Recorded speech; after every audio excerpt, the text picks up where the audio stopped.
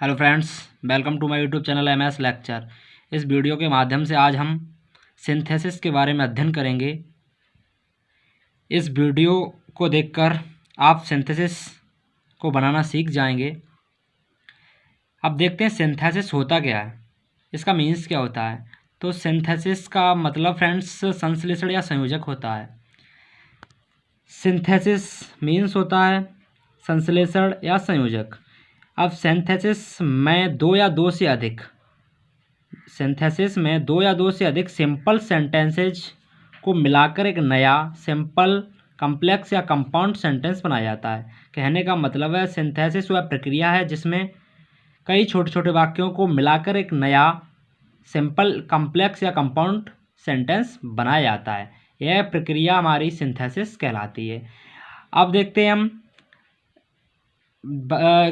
हम इस वीडियो के माध्यम से कई छोटे छोटे सेंटेंस सिंपल सेंटेंस के द्वारा एक बड़ा या एक नया सिंपल सेंटेंस बनाना।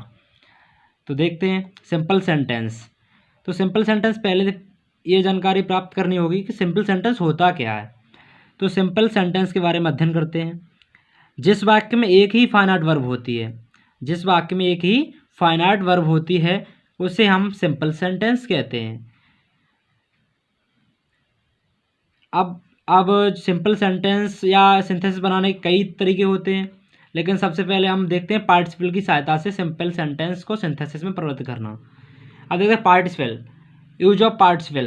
तो सबसे पहले हम अध्ययन करेंगे पार्टिसिपल होता क्या है। तो पार्टिसिपल ऐसे वर्ब्स जो वर्ब तथा एडजेक्टिव दोनों का कार्य करें उन्हें हम पार्टिसिपल कहते हैं। कहने का मतलब है ऐसे वर्ब्स जो वर्ब तथा एडजेक्टिव दोनों का कार्य करते हैं पार्टिसिपल कहलाते हैं। अब पार्टिसिपल तीन प्रकार के होते हैं या पार्ट्स ऑफ पार्टिसिपल। तो participle there are 3 types of participle. तो पहला पार्टिसिपल आपको होता है प्रेजेंट पार्टिसिपल, जिसमें वर्ब की फर्स्ट फॉर्म में आईएनजी जोड़कर बनाया जाता है। दूसरा आपका होता है पास्ट पार्टिसिपल, जिसमें वर्ब की थर्ड फॉर्म का प्रयोग करके बनाया जाता है। तीसरा आपका होता है परफेक्ट पार्टिसिपल, जो हैविंग के साथ थर्ड फॉर्म का प्रयोग करके बनाया जाता है। अब बात करते हैं यूज ऑफ प्रेजेंट पार्टिसिपल की। तो कंडीशन क्या है, यूज ऑफ प्रेजेंट पार्टिसिपल का प्रयोग करते कहाँ हैं। तो कंडीशन आपकी है दिए गए वाक्यों के सब्जेक्ट एक समान हो। जो दो या दो से अधिक वाक्य दिए गए होंगे उनके सब्जेक्ट एक समान होने चाहिए।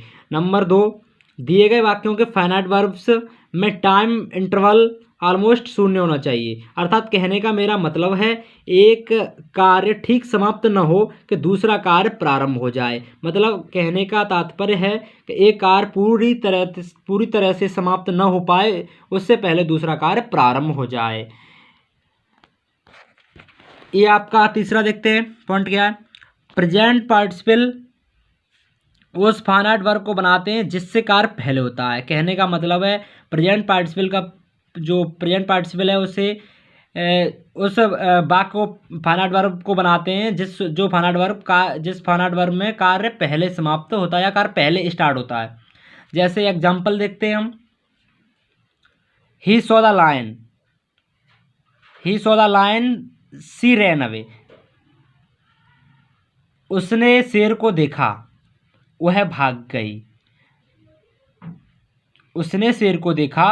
गई। तो कंडीशन मिलाएंगे, कंडीशन देखेंगे। तो पहली कंडीशन में कहा गया था कि पहला जो कार्य पूरी तरह से समाप्त न हो पाए, तो उसने पहले क्या किया, शेर को देखा, वह भाग गई। शेर को उसने पहले देखा, उसके बाद वह भाग गई।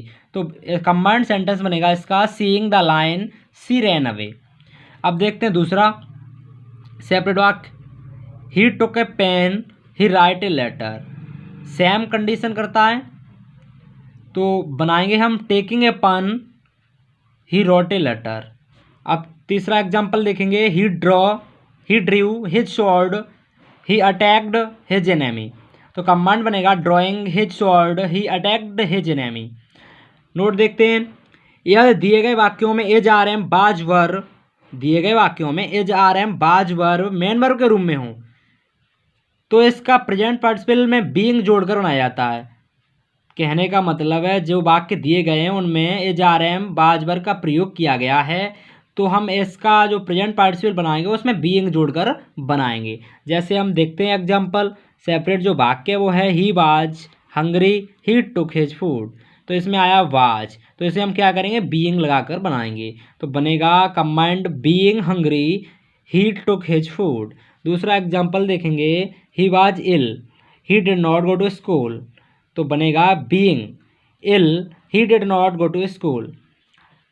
अब आपका नोट है, कभी कभी एक वाक्य का ऑब्जेक्ट दूसरे में सब्जेक्ट हो जाता है। कहने का मतलब कभी कभी एक वाक्य का ऑब्जेक्ट दूसरे वाक्य में सब्जेक्ट हो जाता है और उस सब्जेक्ट के बारे में कुछ बातें बताई गई होती हैं जो कि प्रेजेंट पार्टिसिपल में होती हैं। अतः सिंथेसिस करते समय पहले वाक्य ऑब्जेक्ट के पश्चात इसी कही गई बात को प्रेजेंट पार्टिसिपल में लिख देते हैं। आगे देखते हैं, एग्जाम्पल देखेंगे। जैसे I saw Ravi he was abusing his neighbours. मैंने रवि को देखा, he was abusing his neighbours, वह अपने पड़ोसियों को गाली दे रहा था। तो कंबाइंड सेंटेंस बनेगा I saw Ravi abusing his neighbours, abusing his neighbours. अब देखते हैं use of perfect participle. Perfect participle का प्रयोग कहाँ करते हैं? तो कहने का मतलब है परफेक्ट पार्टिसिपल का प्रयोग एक्टिव वॉइस में हैविंग के साथ वर्ब की थर्ड फॉर्म लगाने से तथा पैसिव वॉइस में हैविंग बीन लगाने के साथ थर्ड फॉर्म लगाने से होता है, या थर्ड फॉर्म लगाकर किया जाता है। इसमें कंडीशन क्या है? कंडीशन है दिए गए वाक्यों के सब्जेक्ट एक समान हो। पहली कंडीशन है दिए गए जो वाक्य हैं उनके सब्जेक्ट जो करता है वो एक समान होने चाहिए। दूसरी कंडीशन है दिए गए वाक्यों के फाइनाइट वर्ब अलग अलग हों, मतलब जो आपके वाक्य दिए गए हैं दो या दो से अधिक, उनकी जो फाइनाइट वर्ब है वो अलग अलग हो। तीसरा आपका है दिए गए वाक्यों के फाइनाइट वर्ब में टाइम इंटरवल पर्याप्त होना चाहिए, अर्थात एक कार्य समाप्त पूरी तरह समाप्त हो जाए तथा तभी दूसरा कार्य प्रारंभ हो। कहने का मतलब एक कार्य पूरी तरह से समाप्त हो जाए उसके बाद ही दूसरा कार्य स्टार्ट हो। इस कंडीशन में हम यूज ऑफ परफेक्ट पार्टिसिपल का प्रयोग करते हैं। देखते हैं example. Separate I completed the work I went to market.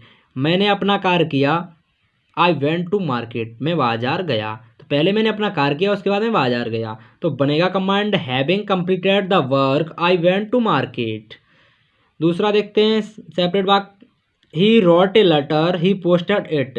तो having written letter he posted it. अब देखते हैं इसका passive voice, he was punished by teacher he left the class. तो कमांड बनेगा having been punished by teacher he left the class.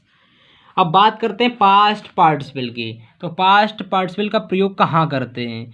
तो past participle का verb का थर्ड फॉर्म होता है तथा वाक्य में एडजेक्टिव का कार्य करता है।